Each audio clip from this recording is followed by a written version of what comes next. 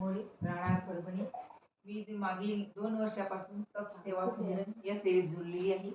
मला 2 वर्षापूर्वी संधिवात हा होता. तेव्हा माझे हात, पाय आणि जॉईंट खूप अकडले राहत होतात. मी स्वतःचं काम सुद्धा 2-3 महिने काहीच करू शकत नव्हती. मला धरून न्यावं लागायचं. वेणी वगैरे घालायला शेजारची पार्लरची बाई वगैरे यायची. ड्रेस घालून द्यायची, बदलून द्यायची. पण जेव्हा मी जया त्यांच्यासोबत पहिल्यांदा मेरठला शिबिर केलं 10 दिवसाचं, सहज लिंबू पाणी हे उपवास शिबिर केलं, तेव्हा आल्यानंतर मला खूप बरं वाटलं. पण जेव्हा मी संधिवात झाला तेव्हा मला 12 MGची स्टेरॉइडची गोळी होती. दिवसातून 9 ते 10 गोळ्या होत्या.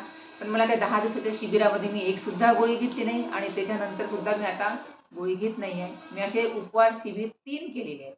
चैत्र अश्विन आणि चैत्र नवरात्र असे 3 उपवास शिबिर केले आणि दर चतुर्थीला जो 1 दिवसाचा मी उपवास शिबिर सारखा उपवास करते, ते लिंबू सहज पाणी हे दिवसभर घेते.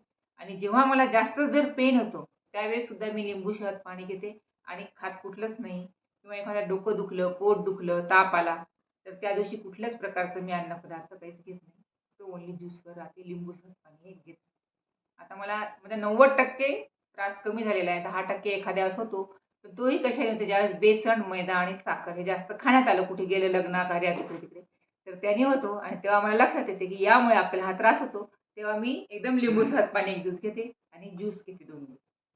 मग मला ऑटोमॅटिक कमी होते आणि आता कुठलीच मेडिसिन मला चालू नाही. आणि हे ज्यूस जे आहेत ना आपले ग्रीन ज्यूस वगैरे, याची सेवा पण आम्ही देतो.